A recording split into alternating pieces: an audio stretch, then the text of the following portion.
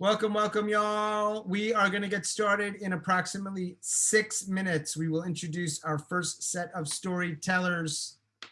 Thank you for being here. This is a new form. It's very exciting. Look, I'm not sure if it's never, ever been done in the history of the world, anything like this. I won't say that.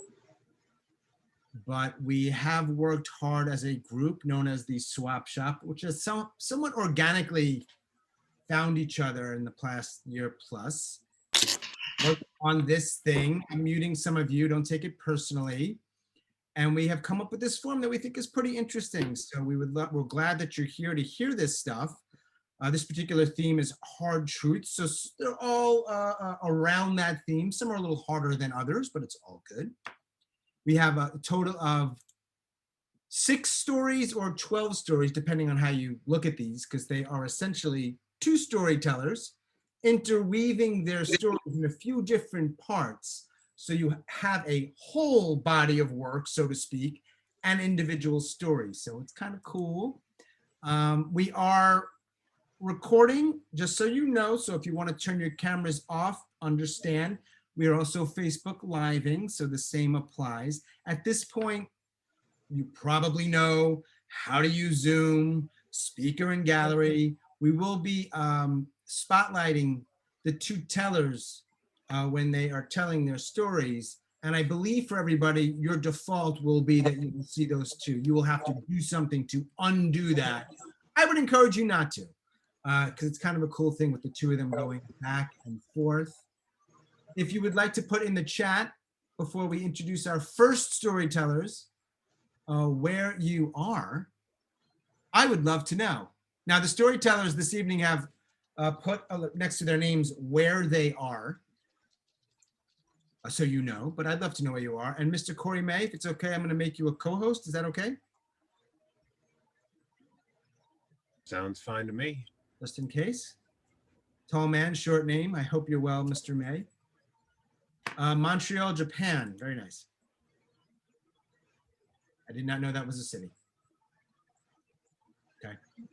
If you would put where you are, don't be shy. I'm glad we have 30 people. Hey, look, it is June 2021, more than a year after being locked up. The sun is out in most places. Many of us are vaccinated, and we still have 30 people here. I'm excited about that. Thank you.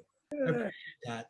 Whether you're here to support all of us, which I presumably you are, but maybe you're here for one particular person. Now, this is not a slam. I know I have slams and I get all excited and competitive. No, not a slam.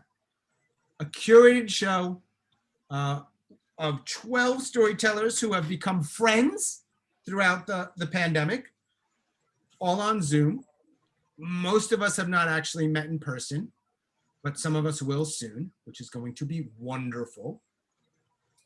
And this is, in essence, our first showcase, but we're doing it, and we're taking a little bit of a chance by having our first showcase be this new form. Why, you ask? Why not? That's all I got. We'll start officially. I'm going to introduce our first storytellers in a couple of minutes. While you wait, get comfortable, get yourself a drink. Relieve yourself so you don't have to go in the middle of a story. I know you don't need some random dude telling you when and how to relieve yourself, so I take it back. Sorry, not sorry. And that's all I've got for the moment. We got about a minute. Melissa, Corey, you're my official co-host. That happened very randomly. It could be. We're your sidekicks. But No, I'm excited about tonight's show. I just love this format, and I hope the audience does too. We've had a couple of storytellers that had planned to tell with us that had something came up, so we'll have more of these, so they will be in the next one. I want to thank all of the swap shoppers who prepared, and they didn't just do their own story or work with their partner, they also helped everybody. That's how we roll. So big thanks to them. And also to Shweta, who's one of our storytellers, because it really was, we were talking, she and I, where we sort of came up with, let's do an event together. So thank you, Shweta, who says she's in Boston, but we're not sure if she's actually in Boston or a suburb of Boston, but it's fine. No one really cares, Shweta. It's fine. The people of Boston care, but you know, I don't see anyone from there here. Yes. We have got Shweta, Bhatt in Boston, Mary Jo Pollack in Tucson. I am in Chapel Hill. Neshama Franklin is in Northern California. Bob Dancer is in Las Vegas. Howard Lieberman is in Minneapolis, wink, wink. Andrew Shelffo is in Western Mass. Dan Boyd is in Chicago. Ronna Levy is in Brooklyn. Johanne Pelletier is in Montreal. Missy, oh my God, I almost blanked on your name because I never call you Missy. Reaves is in Seattle, and Richard Munchkin is in Vegas. 6 total stories. Let us roll. I think, if I'm not mistaken, everybody who should be here is probably here in terms of audience, and it is not the end of the world if they miss a minute or two of our first storytellers, though it is a very powerful story. So Yeah. I hope they do not miss it. Swap Shop, did I miss anything important? Help me out. I think we're good. Give me a thumbs up. Go for it. Right on. All right. You're good, Sean. Awesome, Corey. Thanks, man. I'm going to spotlight our first 2 storytellers. Her name is Shweta Bhatt. She's in the Boston area. And when I can find Ms. Mary Jo Pollack, the lovely, the one and only, I'm going to spotlight her too. I'm going to ask that everybody else stay muted and just listen to what is about to happen.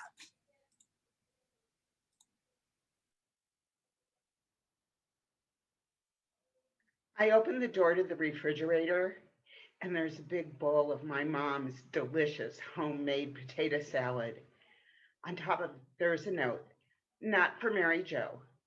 There was food in the house that was labeled for Mary Jo and not for Mary Jo. When I was growing up and all through my teens, my mom tried to control everything I ate. And she bought this disgusting low-fat ice cream that left like a film in your mouth and sugar-free chocolate bars that were awful. She even sent me to camp with those sugar-free candy bars for s'mores, but the chocolate didn't even melt. The counselors felt sorry for me and they gave me Hershey bars anyway, because you want to be like all the other kids when you're at camp, don't you? When I was 14, my mom decided I needed to go to the diet doctor, and he also was the pharmacy and dispensed the pills at the appointments. Then there was speed and other things. I don't even know what I was taking. If I didn't lose at least a pound a week, the doctor would up the thyroid. I didn't have a thyroid condition. I was 14 years old. I was on 12 grams of thyroid, and it was kind of whacking me out. My mom took me to my regular doctor. He went crazy and took me off all the meds, and I crashed. And she still kept trying to control my food, but you know, I had an allowance. And I'd go up to the store and I could buy a candy bar for 5 cents or 3 for 12 cents. I'm sitting in the doctor's office, 19 years old, and the doctor tells me, "You're too skinny."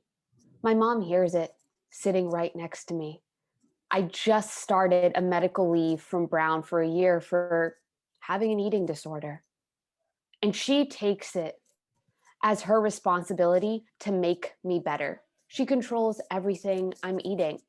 There's extra ghee in everything, and extra flour, and extra rice, and extra dairy, and anything that said 100 calories or low fat was thrown out of the house. I finished every day with a nightcap of whole milk with ghee and Ovaltine. I had to eat a granola bar every time I went for a walk, a bowl of ice cream when I would go meet friends. Everything was exchanged for just eating more, and there was only so much I could eat. So some of those small trips were actually drives to the lake by my house, 3 miles circumference, and I'd walk, and I'd cry, and I'd run.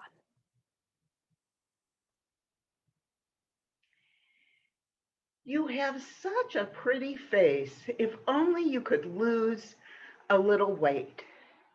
I heard that message throughout my teens, and it really messed with my self-esteem.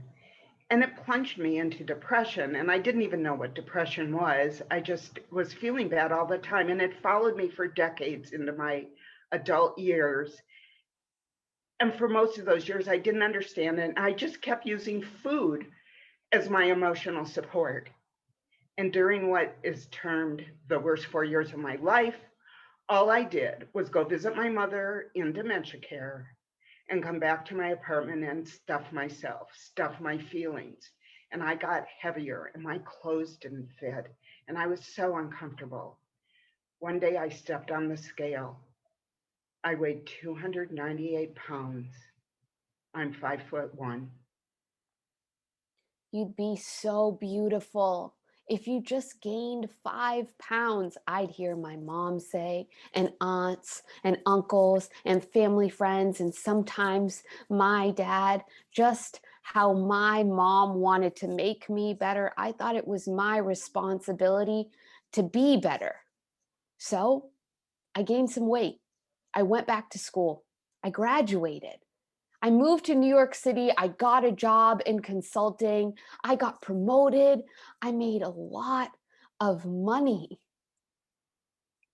But I still needed to be better. And I worked harder and I slept less and I stressed more and I started losing weight and my clothes started getting a little looser. I wasn't sleeping. I didn't feel good. I couldn't even go out with my friends. I finally went to a doctor after a year of dealing with this, and I stepped on the scale. It read 98 pounds. I'm 5'7".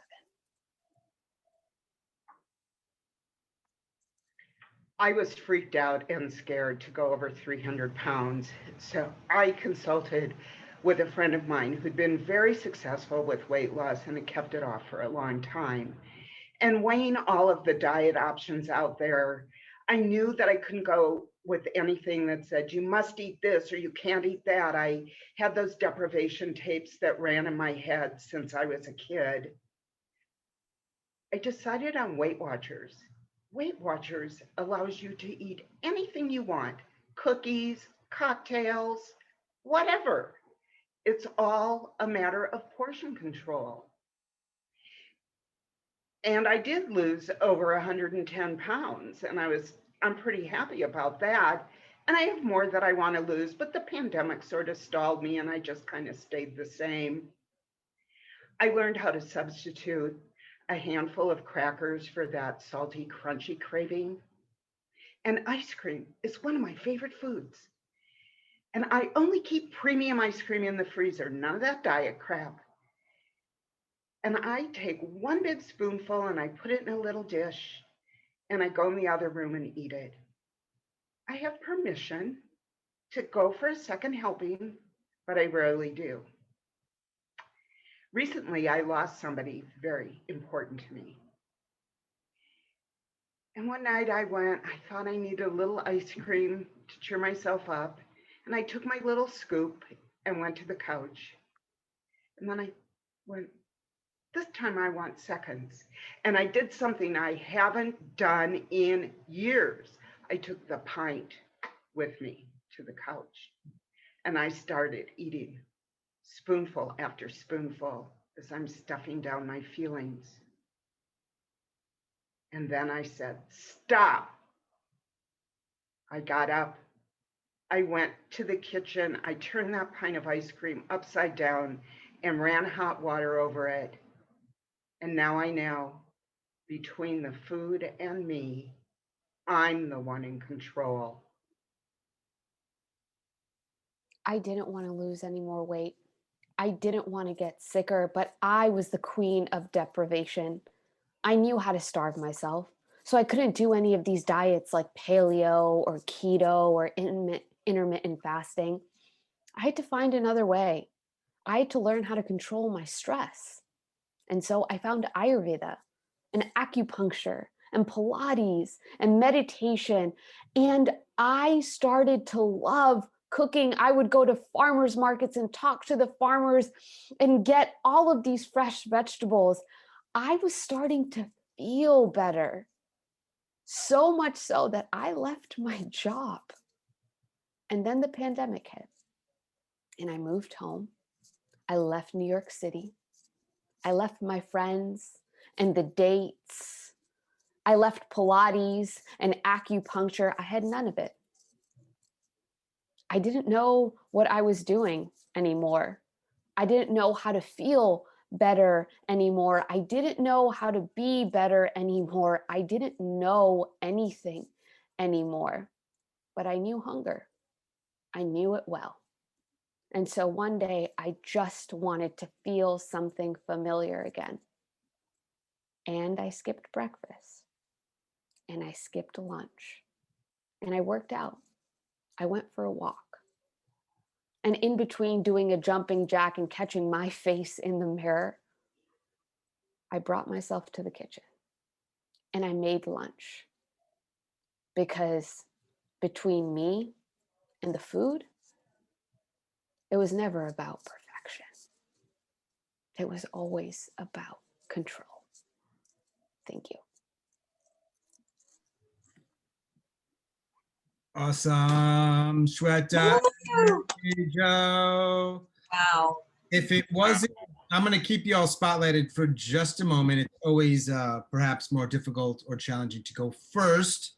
So thank you. But you are now officially the first True-o-Logues, at least under this brand, ever. And if it wasn't clear, perhaps I should make it more clear, as you illustrated in this beautiful story. These are true stories. And these are stories that we have decided are best told in 3 parts each. So as you saw, teller 1, teller 2, and back and forth for 3 parts. We've played with this form for quite a while. And we're sort of settling on this for now.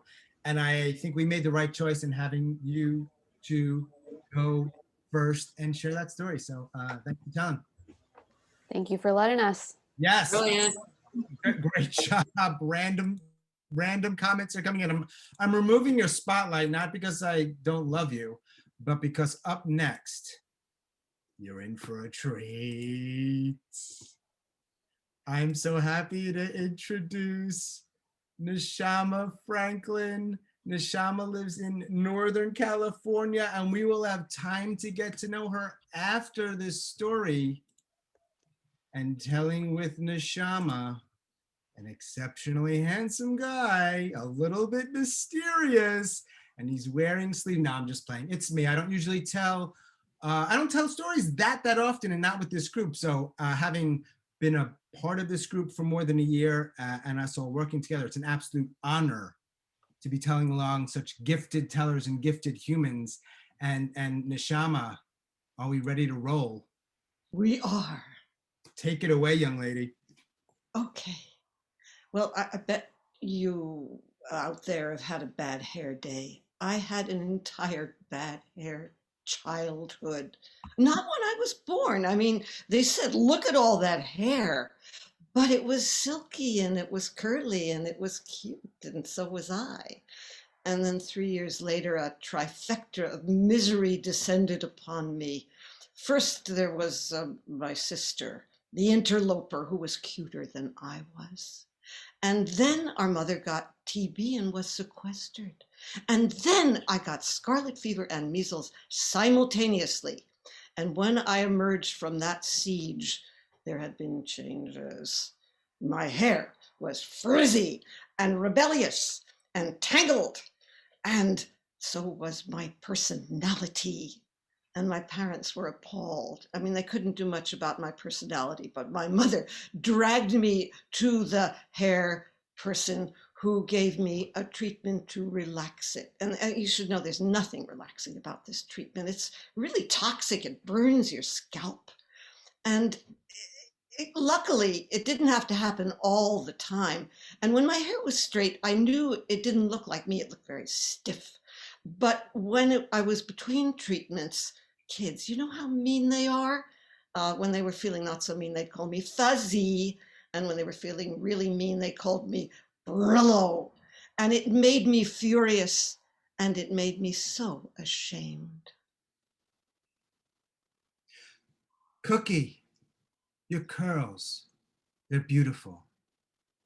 That's my mother, and she's right. I've got these soft, silky curls, got a big smile. We've got photos. It's a long, long time ago, though. I'm only 7 years old. And then things change. It's a trifecta of change, really. There was the divorce, then 2 new families, and then my hair. It changed. And now it's not silky and it's not soft, not like my new siblings or my friends' hair. No, it was big and wide and thick and knotty and frizzy. I had a Jufro. Things had changed and it felt like they were never changing back. And my hair, over time, it becomes more and more unmanageable. And I'm getting older too, and I'm becoming that way too. More and more unmanageable. Cookie, stop fighting. It's beautiful, but she's wrong. I'm furious. This is a bad hair childhood. But now I'm becoming a man. It's my bar mitzvah. Big day. Gotta look good. So I go to my hairstylist. Yep. I'm almost 13. I don't go to a barber. I go to a hairstylist who every month works some kind of magic, makes my hair okay, at least for a couple of days. No Jufro. When she's done on that day, I go home. I get dressed for the big day, and we take a family photo. Well, the rite of passage back in upper middle class New York Jewry was the oil painting.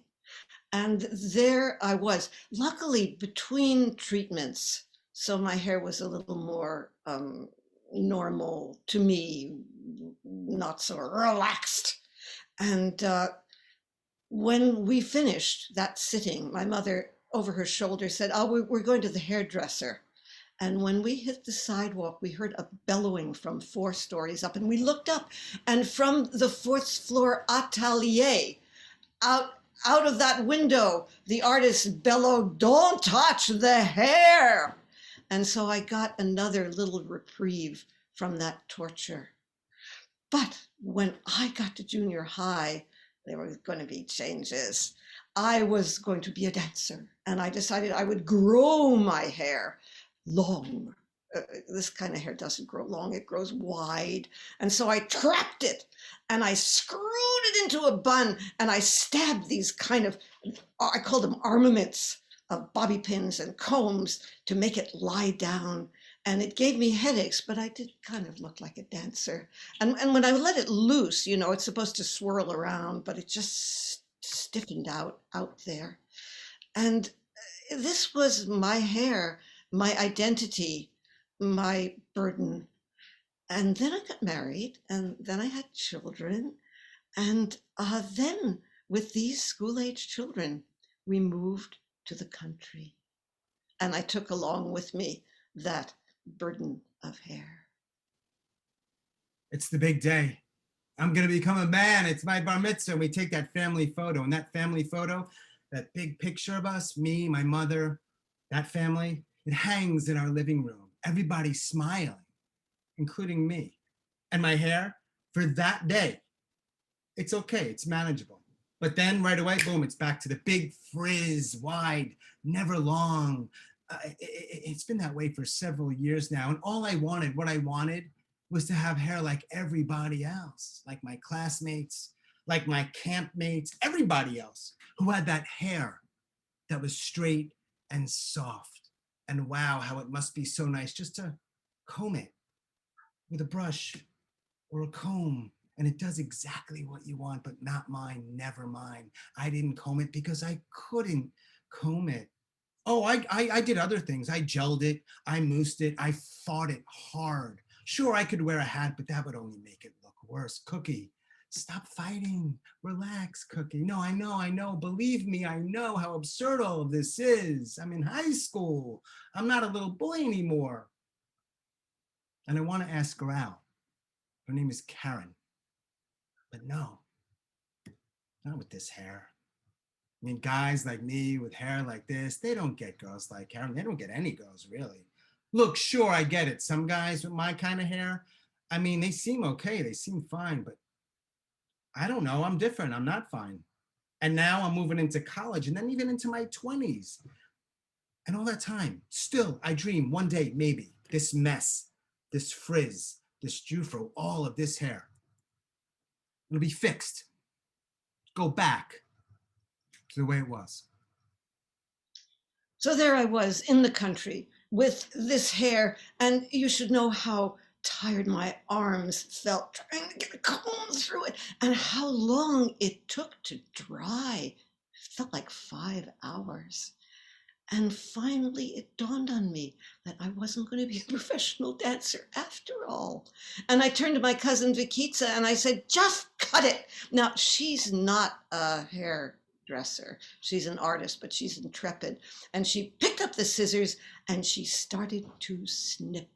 And as each of those, I think of them as Medusa strands, fell to my feet, my head got lighter and lighter and lighter. It started to float off my neck. And what were we left with? Well, it was a jufro. It was glorious. Me and Kathleen Cleaver, this was the 70s. It felt just right. Finally, I had found the hair I should have. And, you know, from that day to this, as you can tell, I've never looked back. I moved to the city, New York City. I get busy, but it's there. It's always there, that hair. It's supposed to change, right? They tell you, what is it, every 7 years or so? But it hasn't changed. It's not going to change. But something does happen. Maybe there's hope. I'm in my late 20s. I start to lose it. Not much, but enough. Okay, so it won't go back. But maybe I'll just get rid of it. All of it. But I can't do that. What will people say? What is everybody going to say about me? Cookie.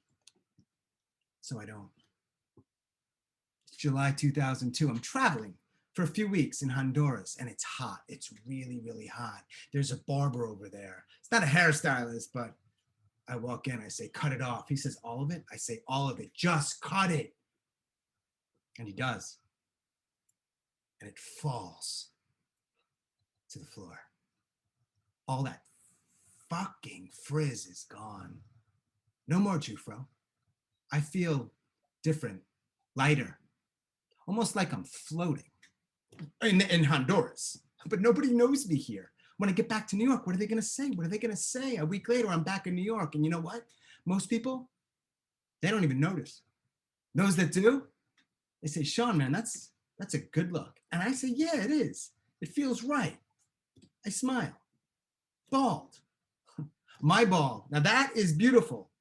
But there's one person who doesn't agree. Sorry, Ma. At least I'm not fighting it anymore. This cookie never looks back. Thank you. All right. Woo! Sean, Cookie. Cookie and Neshama. That was wonderful. Good job. Take a deep breath and relax, because I'm going to hand you back the power controls of being the host. Thank you, Neshama Franklin, for that story. I thank you, Sean. No, let us sing our segues. All right, so we call these True-o-Logues. We're in part borrowing from the idea of an improv of duologues. But again, these are different because these are true, and duologues and improv are typically not true. It's really hard. Neshama, I'm muting you. Let's keep the ball rolling because we have 6 tellers and or 6 total pairs, excuse me, 12 tellers. And so we want to keep it moving. Next up, where can I find the handsome Howard Lieberman? There you are. And Bob Dancer. When I find you and you are unmuted, the two of you will take it away. Break legs.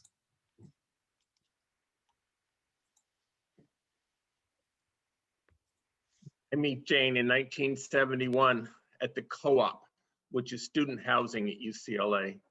I'm a graduate student. Jane is a junior, working on a degree she doesn't really want. Jane is a friend of my younger sister, Molly, who's also in the Co-op. And both of us are part of this group of 20 people or so on any given night, 8 or 10 or 12 of us would eat together. It varied every night, but there was kind of a core group. We were both part of it. We didn't date for a while. I was with somebody else, and so, but I found out that Jane was always talking, and it was cute because she was cute. And after a while, I wasn't dating anybody anymore. And one night, she asked me if I liked jigsaw puzzles. I said, why do you ask? She said, well, she had one. It's about 3/4 full. She wanted to finish it tonight. Her roommate wasn't going to be back until midnight, and she needed help to do it. Well, I had a statistics class to study for that night, and I make an executive decision that I know statistics well enough. I tell Jane that I'll be over in a half hour. I have to do one more thing for a professor for tomorrow. And so I show up, and we jigsaw, and we neck, and we jigsaw, and we neck, and we caress. We finish the puzzle. I tell her I am really turned on. I can still go if that's what she wants, but I really don't want to. But if I stay, clothes are going to get removed. She tells me it's too early to leave. So I don't. The next day, Jane hands me a note asking me, was that a one-night stand or did I want something more? Now, truth be known, I did not go over there expecting forever and ever. This is early 70s in California universities. One-night stands were very common. This was the end of the free love era. After being without totally dry for 3 years, I now had 5 or 6 or 7 different girlfriends every year. And I was loving that. Still, Jane was cuter than most and had a lot going for her. So I told her, well, I'm not going anywhere. Let's see what happens. When I first see Patty Murphy at work, my heart leapt out of my chest. She was the most beautiful woman I'd ever seen. Long strawberry blonde hair, blue eyes, this ethereal quality to her that I'd never seen in any other human being. And she looked at me and smiled. And when she smiled, I saw the world. I saw the field, I saw the trees, I saw the birds, I saw the bees. I saw everything I ever wanted in another person. I lost my ability to speak when we first met. I tried to talk with her, and that was all that came out. But when I looked at Patty, when I looked into her eyes, those beautiful, beautiful eyes, I knew that I wanted to be with Patty Murphy for the rest of my life. The only problem was that I didn't meet her at my work. I met her at my wife's work. Jane and I relationship went pretty well. 6 months after the jigsaw puzzle, we got married. We moved out of the co-op into an apartment about a mile off of campus. I didn't know that dogs were always going to be part of the package with Jane, but soon we had a dog who slept with us. But I was happy. I was in love. I could do anything. I never had a dog before, and certainly not sleeping with one, but that was part of the deal. I had enough money, so we put a down payment on a house. I finished my master's, finished my PhD exams, and got a job at a think tank in Santa Monica. It's called the Rand Corporation. It's 1 mile from the beach. Perfect job. To keep our life going, we did something called car rallies. We got a Labrador Retriever and trained it together for field trials. Both of these are time-intensive activities, which should have helped us stay together, except it was just more time together that she talked, and she talked, and she talked. I once suggested a no talking night, which didn't go over really well. I never had the balls to ask her for a no talking week. I began to look at other women. I had always thought that monogamy would be easy. After all, for the longest time, I had never had any women in my life. So I figured if anyone ever gave himself to me, I would be happy to be with them forever. Well, it didn't work that way. I tried to keep us together. I offered to teach her how to ballroom dance, and we could dance together, and that would help keep us together. Jane wasn't interested. I'm not by nature a lucky person. It's not like I'm unlucky, not like bad things always happen to me. But good luck, fortune smiled at me. I came home one day and I found my wife in bed, my bed, with another man. And instead of like beating my breast and pulling my hair out, I just grabbed my pillow and my blanket. And I went to my friend Ellen's house and I told Ellen, we were just friends. It was like boy-girl friends. I said, I'm free. She said, free for what? Free to pursue Patty Murphy. And so I did. Now, for boys and men to call a woman and say, I'd like to go out with you. I'd like to spend time with you. It makes you nervous. It's not easy to do. It's not, hi, this is Howard Lieberman. You remember me? I'm the guy who, yeah. I tried to call. And finally I did. And the sound of her voice was like magic. It was like music. It was the flowers dancing. And she said yes. She said yes. And we became an item. We would dance till the sun came up. She took me to the Irish Art Center where I learned to dance Cayley dancing and step dancing. And people would look at us like Howard and Patty. They're the perfect couple. And we floated together. And at night, we would sleep together. I moved into her apartment.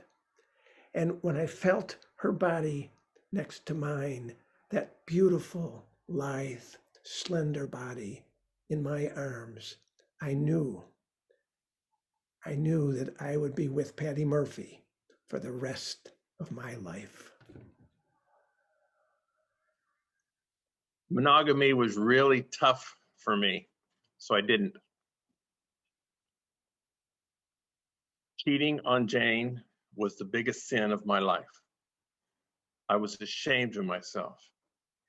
Couldn't keep it as, I never told Jane, but she figured it out. She told me she wouldn't put up with it. One time she could forgive, but anymore, she was out of there for good. Be no other warning. So I tried to make it a go of it, but she talked and she talked. She talked. It was now to the point that I liked Jane, but I loved the dogs. But I didn't know how to end it. It was just driving me crazy. So I figured if I had another affair, didn't matter who, didn't matter what kind of woman it was, Jane would leave. And then I'd be free. And I wouldn't have to tell her that I just didn't think this was going to work. I could be the bad guy. It would just get me out of it. So I found a lady. I did. And Jane did. One night after our perfect lovemaking, I'm lying there breathless.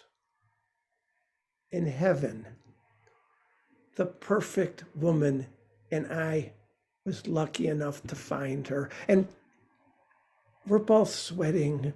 We're both lying there. And she rolls over towards me.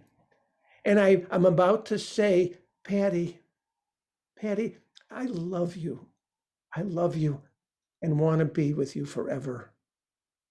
And as I open my mouth and say, Patty, she puts her finger to my lips and she does this. Don't talk. Let me talk. But no, Howard, let me talk. She says, I'm going to Ireland. I said, okay. I mean, I can Cayley dance. I know the music. And when are we leaving? I don't have anything I have to do. I mean, I'm a student at Columbia, but who cares? For Patty Murphy, I'd walk over hot coals. She looks at me. She said, Howard, I'm going to Ireland alone, without you. I need to find myself. Your personality, your love, your exuberance, it's smothering me. I don't know, she says, who Patty Murphy is. And so she does. She goes off to Ireland, and I promise myself that I will be true to Patty Murphy. And I was absolutely true. I didn't even see another woman. A woman would walk by, they would be invisible to me. And we wrote each other all the time. Well, a lot, then less, and then not so much. And then I got the letter. Howard, I will always love you. But I met a man in Doolin, a fiddle player, and he's special. And I'm going to stay in Ireland. I'm going to stay with this man. Please don't hate me. I think I'm in love with this man in Doolin. I read the letter. I left Patty's apartment. And I didn't see Patty Murphy again for 5 years.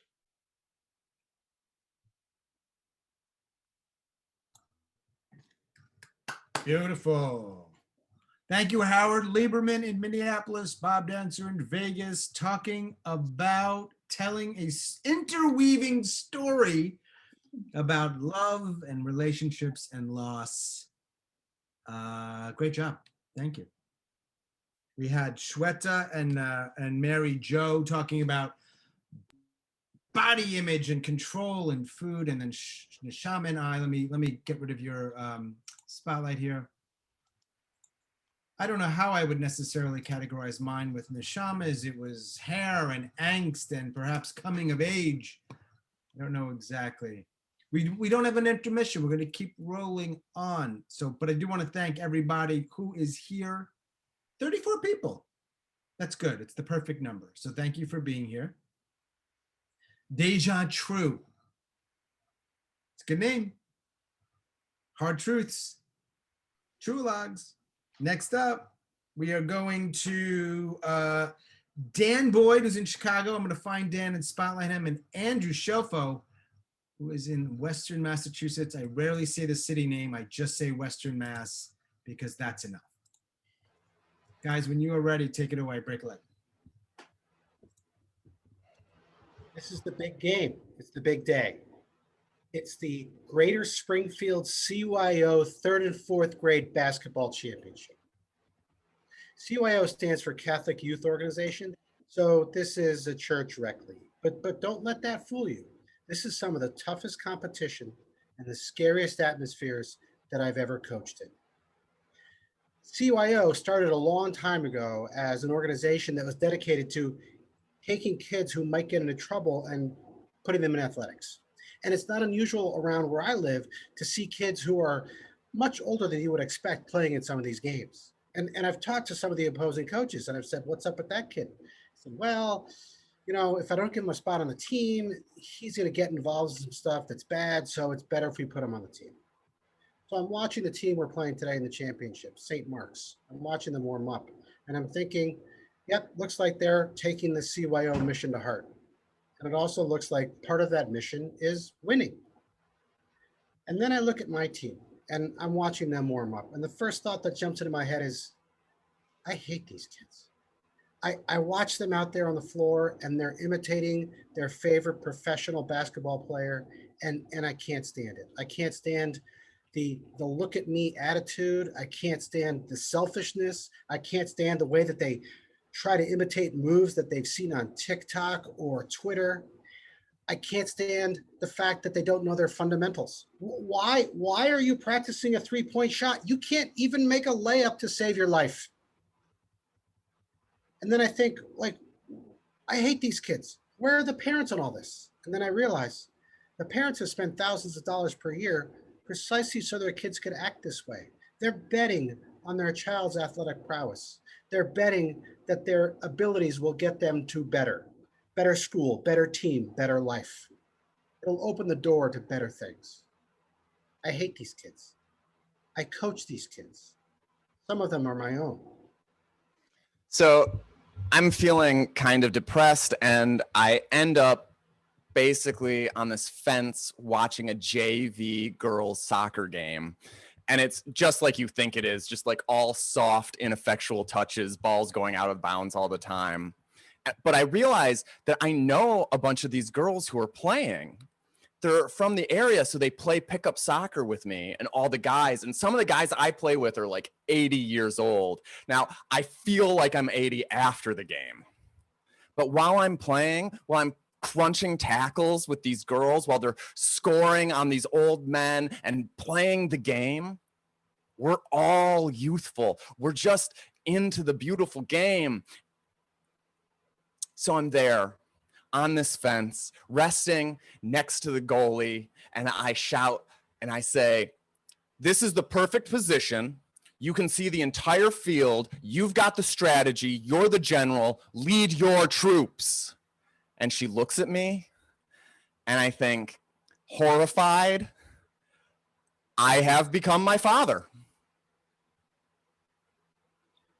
I'm sitting on the bench and I realize I'm here because I'm a father. I have kids who are into sports and the expectation is that the dads are going to help out. I never played basketball as a kid. I didn't even really start watching basketball until I was in college. I realized that I have a lot to learn. And as a matter of fact, just the night before, I learned something very important about coaching CYO basketball. And that thing is the legal definition of mayhem.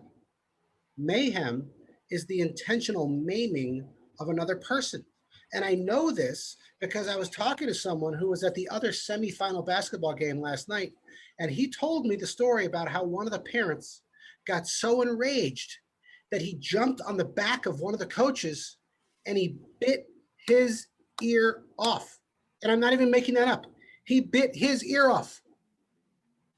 So before the game today, I had an impromptu meeting with the parents of my players, and they were asking me like, okay, well, what are you going to do to keep the kids safe? And I said, I don't know. I'm not in charge of that. That's the league is in charge of that. I'm not a safety expert. I'm just a youth basketball coach, and I'm not even really a very good one at that.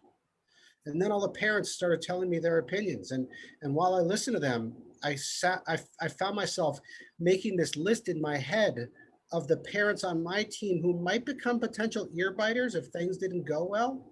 I mean, Bob was obvious because he's got that mustache and he cuts the sleeves off of his t-shirt.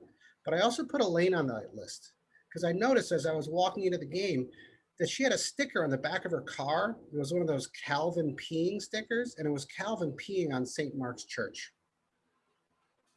So I've been watching this game for 10 or 15 minutes. I just have a pure Michigan smile slapped across my entire face as I'm like really getting into it. And this girl cracks off a shot and it goes high and to the right. And so there's going to be a corner kick. And corner kicks are important in soccer because 80% of goals are off of set plays. It's even more so for kids sports. So this girl from the opposing team picks up the ball, emblazoned on the back of her shirt, it says Judy. And just with all pro-like seriousness, she walks over there, she spins the ball in her palms, and then she spins it lightly just on her fingertips so that she can set it almost like it's hovering on blades of grass, just like they do on TV. And she death stares that ball and wipes the sweat off her brow as she takes 10 slow steps back and 1 deep breath. My son is 9 years old, and he's the star of this team. He's a good player, but he's also much bigger than the other kids, which really, really helps. The gym we're playing in is tiny, and it's loud. I mean, it's so loud that if I yell something from the sideline, no one's going to hear me, which is perfect because I don't really have anything to say anyway, so I don't even bother yelling. And then we get to the fourth quarter, and the game is tied. We have a chance. So I call our last timeout, and the point guard comes running off the court, and he runs right up to me, and he tugs on my sleeve, and he says, Coach. And I say, What do you want? He says, how many points do I have? I hate these kids. The assistant coach now has the kids all huddled around him. He's the one who draws up the play. And before he tells them what he wants them to do, he says, keep it up, guys. You guys are doing really good. And my son turns to me, the English teacher, and he mouths the word, well. He's correcting the assistant coach's grammar.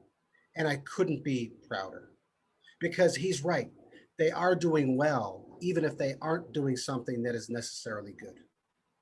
I know that without a doubt, this is going to be the highlight of my coaching career. Neither of my kids is going pro. Neither is going to get a college scholarship. I'll keep coaching and I'll win some games and I'll lose other games. I hate these kids, and I know that there are probably some kids who hate me too. These are the lessons that youth sports teaches us. So right before she goes into this run up to take this monster kick, someone from her team screams, "Don't fuck it up like you did last time, Judy." And I'm all like, wait, what? And I'm looking at these girls to see who said that. Like, so rude. When one of the girls that I know from my team says, or just hear me out, Judy, you could pass the ball straight to us because everybody on your team seems like a giant gaping asshole. Just a thought. And I lose it. I look at the people who are on her team. I'm looking at these girls all like staring angrily at each other and seeing the image of a giant gaping asshole. And I think it works on so many levels. And I'm just, tears in my eyes, joy and laughter. And Judy, poor Judy has to ignore me and kick this ball as hard as she can, but she gets over top of the ball. So it goes down and it loses all its momentum as it's rolling on the ground. And 1, 2, 3 hapless, ineffectual touches later, it spins out of bounds for a throw-in. And I think I've made a decision in my life. I'm never going to have kids. But for some value of the term, I love these kids. And I know that there's those of you out there who have kids, who are parents and have children, and it's not the same. But for me, the little piece that I get every sometimes, maybe once in a while, these little moments, puts a smile on my face because that's enough for me. Thank you, everybody, so much. Thank you, Dan. Thank you, Andrew. Great job. Great stories. It's our 4th True-o-Logue of 6 True-o-Logues. I just want to commend you guys and all of the swap shoppers who are involved in this, because it's tricky. You've got one story and another story, and you've got to make them weave together, which is part of this challenge. And I might add, being that we are all, at least a good chunk of each of us, are creatives. And sometimes don't get along so well when they got to share stuff. And so I commend everybody, including you guys, for finding ways to find the common ground to make your two stories also one story. Yeah, I want to say it was a fucking pleasure to work with you, Andrew. Thank you so much for the time and the notes that you gave to me. And there's so many, thank you. I saw your comments scrolling. It was very sweet of you. And thanks to everybody who showed up. Indeed, thank you. And yeah, sorry, Andrew, you want to say something back? Or if you don't, I just want to say that you probably don't notice it, but I just got chills telling the story with Dan, just the way the whole thing came to work together. It was awesome. Yeah, guys, really, really good. Yeah. And check the chat. Dan, thanks for pointing that out. People are communicating that way. Because for now, they're going to stay on mute. Afterwards, we have 2 more True-o-Logues.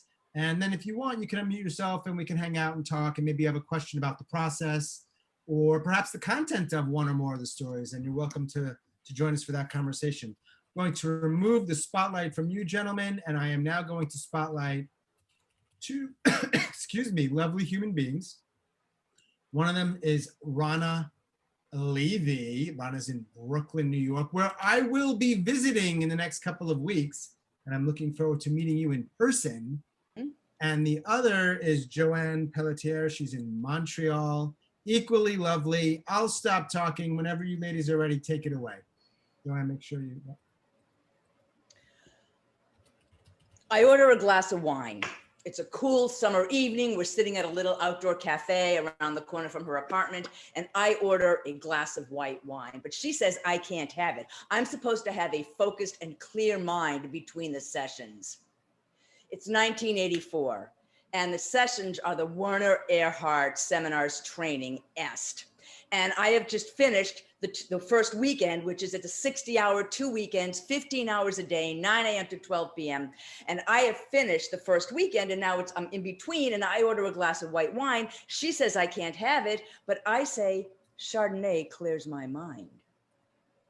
She did EST a couple of years ago, and she said it transformed her, and it's all about you can do what you have to do and you can choose. And I don't really know, it's something like that, but she says that it would be good for me, but I can't do what I have to do until I do the training. And maybe she's right. I mean, because I am in a funk right now. I am still dealing with my mother's sudden death last summer. And all I want to do is just go downtown and hang out in the restaurant where I waitress and hang out with Suzanne and Dave and Steve and just do nothing but waitress. And I am conflicted about our relationship.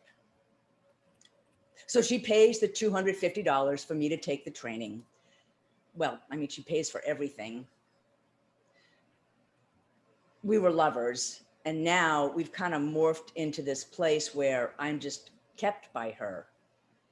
And I don't know what to do. I mean, I kind of want out. I need time to detox. No wine, no relationship stuff. I need to clear my head. I'm going to start this really big new job soon, and I'm nervous, and I need something to reset. I've heard about this hot yoga boot camp in the Catskills. It's supposed to be extraordinary for exactly this kind of thing. 7 hours a day of hot yoga for 7 consecutive days, plus vegan, organic cuisine, and evening discussions led by this super famous yogi guy, the one who's teaching the yoga classes. Yeah, I really think this is going to help. But the thing is, I haven't done a lot of yoga before. I mean, maybe a couple of classes here and there. Nothing like this. The first day, well, it's brutal and it's intense. But by day 2, with all that heat and stretching, my body is contorting like a pretzel. I'm rinsed out. I feel clear and focused and present. I'm euphoric. I start talking about yoga like it's my practice. And I buy a whole bunch of swag from the famous yogi guy. Yeah, I'm all in. I'm in this training, which is intense and brutal. I am squeezed into an auditorium with like hundreds of people, and I'm sitting next to these people, and there's no watches, no notes, no stepping out to the bathroom except these few designated times. I mean, there's no way out. And the facilitator is on the stage and he's talking, and I don't know, it sounds kind of like nonsense, but, and then he's got these like trainers surrounding him with their little jackets and ties. And all I can think about is dinner. I am so hungry. I'm sitting in a KFC with the two people that I was sitting next to. I have never been in a KFC before. I mean, I just don't like fried chicken and I don't like mashed potatoes, but I am so hungry. So we order a bucket of crusted chicken parts. And the salty, crispy skin of the chicken, and it separates from the meat, and it's slimy, and it's just, but I'm so hungry. And the salty, buttery mashed potatoes are like tapioca pudding, but I'm just so hungry. But the Diet Pepsi, it's so cold and so bubbly, and I want to have two, but I can't have two because then I'm going to have to go to the bathroom. We don't have many bathroom breaks. It's midnight and I'm in a cab going back up to her apartment, and I am so exhausted. I mean, I could just put my head down, but I'm lightheaded and I feel like I'm high. Like I start to feel like euphoric, like really good, like I can do anything. And I start to, I feel like I have confidence and I have value and I like myself. And it's great. And then I go back the next day and I do it all again. And now here we are. I'm in the middle of the week at the outdoor cafe, and I asked for a glass of wine, and I'm just back to waitressing. And it's like the bullshit is in and the euphoria is out.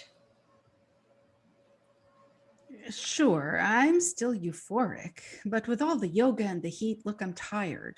And so middle of the week, I skip one of the evening discussions and I just stay in my room to rest.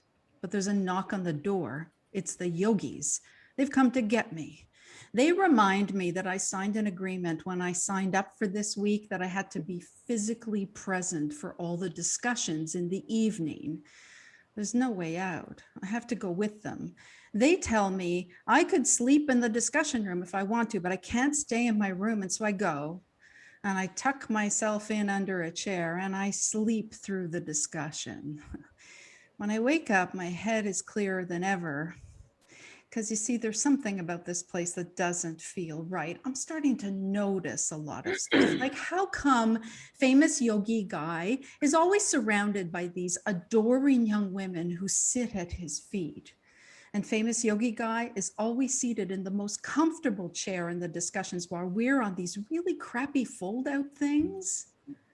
And yogi guy, he keeps reminding us not to have horizontal relationships while we're here, but ironically, he's the one who's surrounded by a lot of love.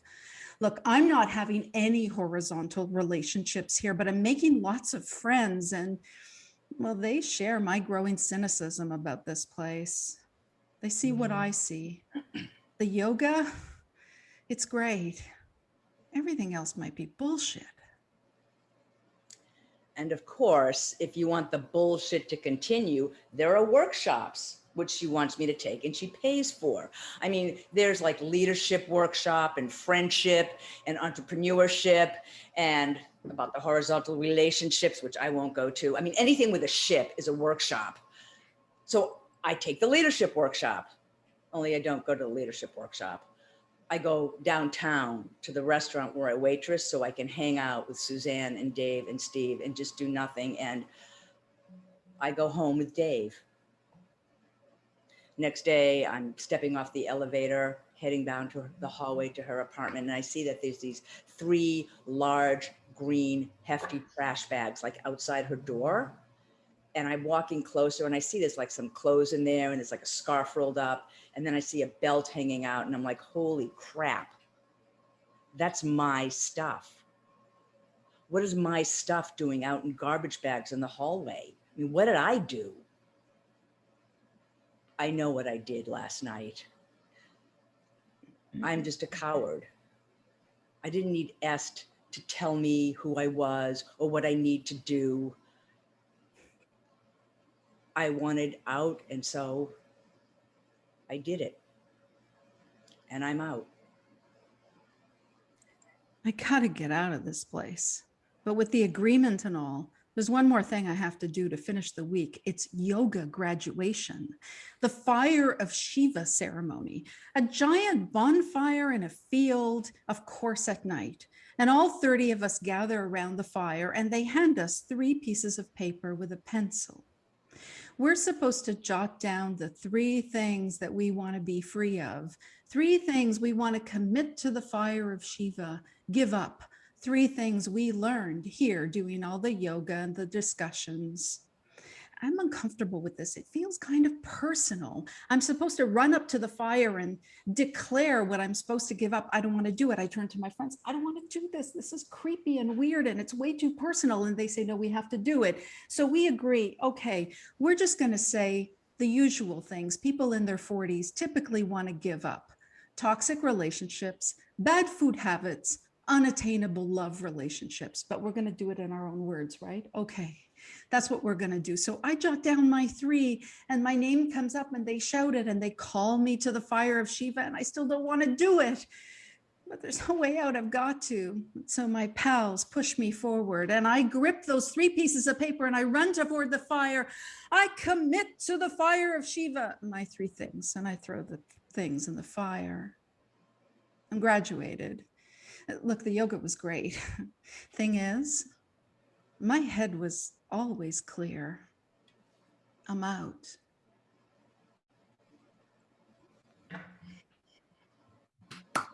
Boom. Boom. Wow. That was awesome. Thank you very much. The quest for enlightenment, man. All right, we'll just leave it at that. You said it better than I'm gonna ever say it. Thank you so much. Great job. All right, so we have one final True-o-Logue from 2 swap shoppers. Before I introduce them and they close this show out, again, I want to thank everybody for being here. Check the chat. You've got a lot of love coming your way. And just a quick little promo thing for Grit Stuff. I put the link to the group in the chat. That is probably the easiest way you can learn about events like Flash and the 99-Second Story Slam and the Mental Health Happy Hour. And this event, which we will be doing somewhat regularly, I'm certainly going to try to do that. There are 2 swap shoppers here, Kat Dean and Corey Thomas May. That we're preparing, and they had a hiccup, some life got in the way. So I believe they're going to be headlining our next Deja True True-o-Logues. Not sure if the theme yet, but that they've already got their story or they're close to it, and it's fantastic. And the only other thing I'll add before I invite our final 2 is we have something called the Swap Shop. That's how I met all these lovely human beings.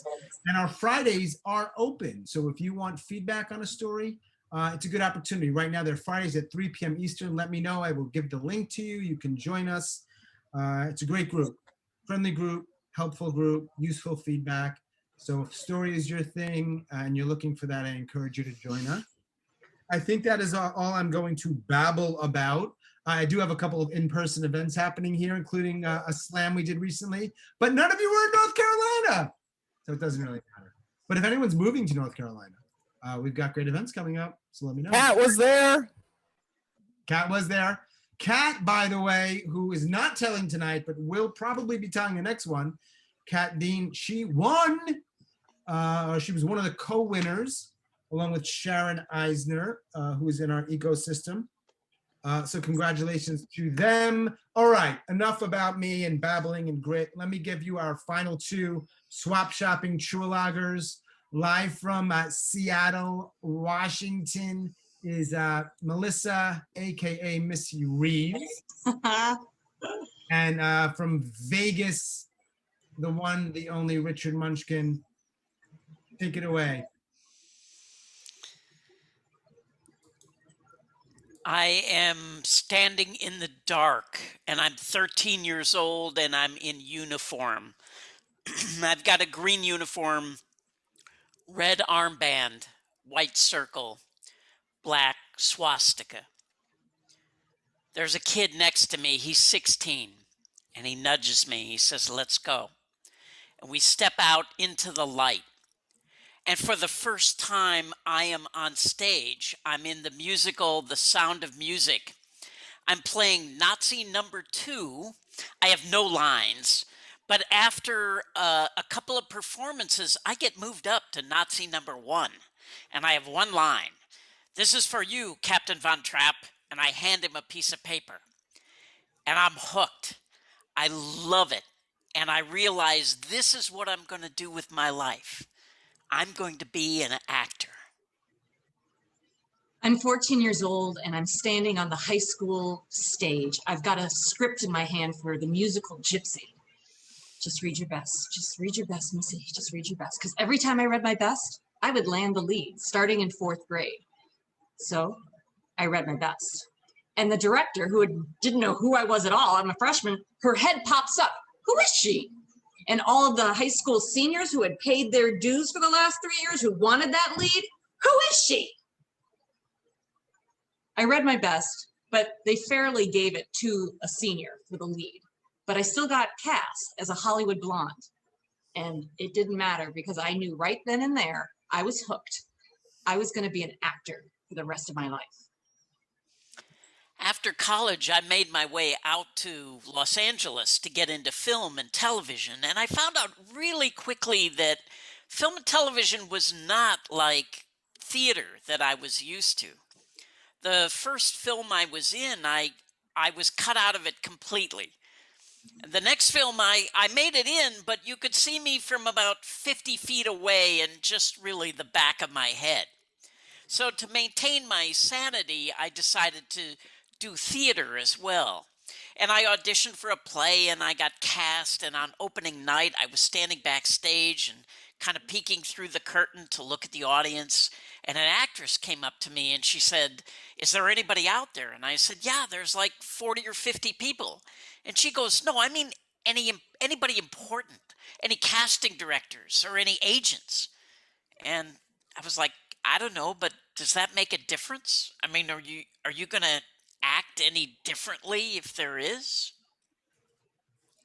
I'm 26 years old and I'm ready. I'm going to go for it. I have been a big fish in a small pond in San Diego, hitting the theater scene and killing it. So I'm going to go to LA now and I'm going to be an actor, big time. I get to LA and I kind of realize really quickly it's not the same as San Diego. I'm a minnow now in the ocean of actors. I'm getting the casting breakdowns every day and they're all saying, "We want the Pamela Anderson type, big boobs and full lips." I don't have big boobs and full lips. But I'm getting some jobs, little like industrial films. As long as I was wearing a bikini, I was good.